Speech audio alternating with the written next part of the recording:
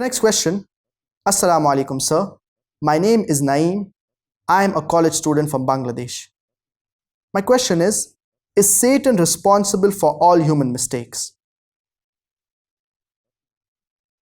Allah subhanahu wa ta'ala says in the glorious Quran in Surah Fatir, chapter number 35, verse number 18. وَلَا تَزِرُ وَازِرَةٌ وِزْرَ أُخْرَى. No soul shall bear the burden of another soul. So each and every human being, he is responsible for his or her actions. And we know the story of Iblis, wherein he was so righteous that he was raised to the levels of the angels. And when Allah subhanahu wa ta'ala commanded the angels to bow down to Adam, peace be upon him, Iblis refused.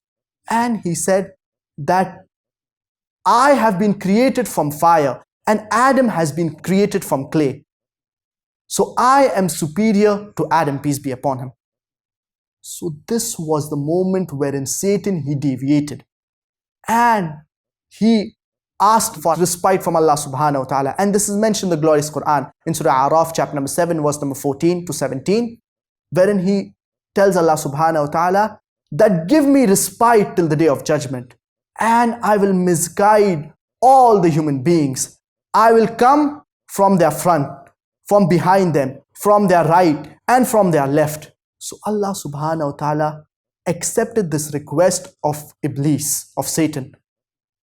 And he always wants to tempt and whisper into the hearts of human beings. So we human beings, we are responsible for our actions. Satan, he is merely whispering into the hearts and into the minds of human beings. Satan, he is not holding our hand, he is not forcing us and telling us to do something wrong. He is merely whispering. But it is we who are doing the wrong deeds. It is we who are responsible for our actions. So Satan, he is merely whispering, and we human beings, we are responsible for our actions. That's the reason whenever we get any evil thought, we should immediately recite, A'udhu billahi minash shaitanir rajeem.